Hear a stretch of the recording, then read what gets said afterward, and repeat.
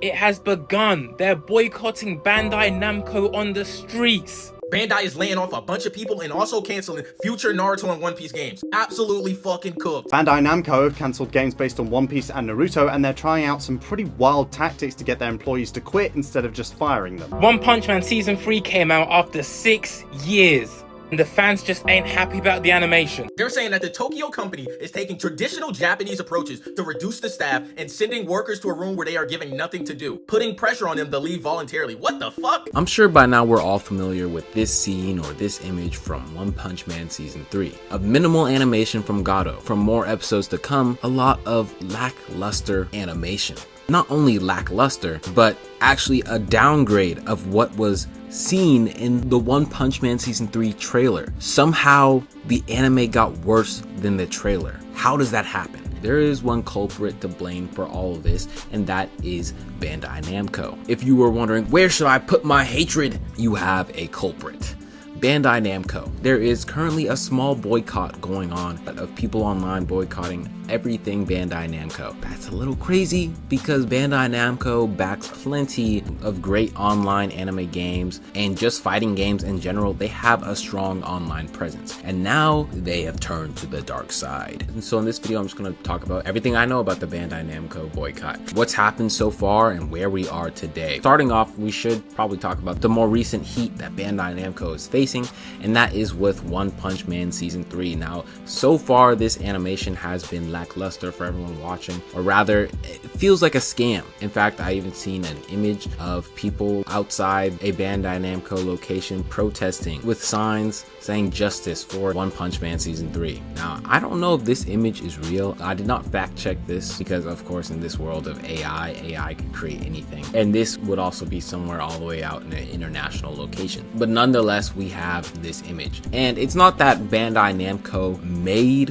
One Punch Man. Let's get that notion out of the way. No, Bandai Namco wasn't solely responsible for creating One Punch Man. Actually, the production falls onto the JC studios or JC staff when it comes to the development, the actual creation of One Punch Man Season 3. Bandai Namco pretty much just supports or funds these projects, right? They would pick up the project of One Punch Man Season 3 and give a time limit to the studios. Like, here's the whole season. I want you guys to get this done within a year. Why don't they pick it up earlier and give them more time? Most likely because they don't want to fund the project or fund the animators for a longer period of time. So when it comes to giving the animators more time for production, you know, the management of this whole project, yes, Bandai Namco is the culprit. And it is a working theory that, of course, most of the animation is going towards the later episodes. They focused on the later episodes. If there are intense, clean fights there, then they probably focus more on the very end rather than the beginning, just like how they did with Blue Lock Season 2. What does this all mean? Who, of course, is to blame for all of this? It would be Bandai Namco. They, as it seems, don't have enough funds to support animating a full season of One Punch Man as they continue to lay off their employees and restructure. That is what seems to be the problem right now. Not only that, a few months prior, they also canceled the development of Naruto and One Piece games that they were working on. This means future titles like another Naruto Storm series or whatever One Piece games that they were backing. Titles that aren't confirmed to the public yet have been, yes, canceled. But why? Bandai Namco seems like a big company. Shouldn't they have the funds for this? Well, usually Bandai Namco would use the funds from the previous game's successes to make the next game. That's something that has been like a reoccurring theme when it comes to Bandai Namco. If a recent game, filler game, like how they made Naruto Storm Revolution, if that gets a lot of support and buys, then the next funded project will have a lot of layers to it. It will look very nice, top quality. But if it doesn't reach that certain monetary goal, then they'll cut a lot of corners when it comes to dropping that next game. So it seems like maybe the recent games haven't been getting as much sales. Maybe they haven't adjusted game prices to inflation. Either way, they're not making as much money as they want to, so they have shifted around the company. Supposedly, they are restructuring, canceling projects, and also adopting this old Japanese business style of firing employees. Rather, I don't know the exact word for this, but editor Money Monsoon will put up the word for this. Essentially what it is they will cancel whatever the employees are working on, so they won't be able to work on anything, and they will give them no tasks, like put them in a white room where they're not really working on anything. Because they're not working on anything, the assumption is that they'll get bored and they'll quit. Bandai Namco have decided to, according to Bloomberg, make about 200 employees sit in rooms all day with nothing to do. This is a relatively common practice in Japanese businesses called oidashi beya, which literally translates to expulsion rooms. It's designed to make people quit the company instead of firing them, and therefore entitling them to a severance payout. They want to force the employees to quit so that they don't have to pay them a severance package.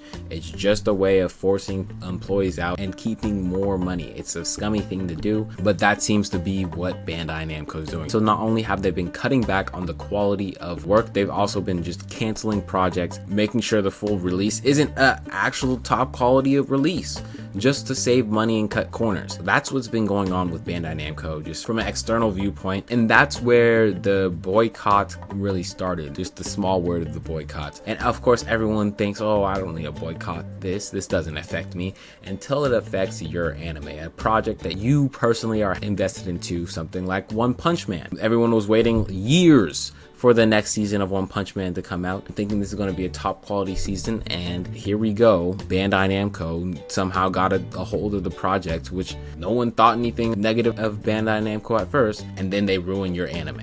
Which I don't know how that happens. More specifically, I don't know how you get to a point where you drop a trailer that has some good animation and then you roll back when the actual anime drops and give shit animation. How does that happen? Can you not just use that original animation that you developed in the trailer? What is going on here? They are literally tanking the project. Maybe they're trying to force some people to quit with their Japanese business style, and maybe that's what it looks like, having people's work get thrown away and dropping a less quality version of something that you have already. So that's the point where we are at. For the most part, we're under this assumption that these companies don't have enough time to do better. But in this case, we were shown that a company like Bandai, they do have enough time. We clearly have enough time for them to produce something of better quality, and they were about to give it to us, and Bandai just stepped in, middleman, and gave them the shaft, leaving us with shit. So that's why there is a current boycott going on. The boycott itself isn't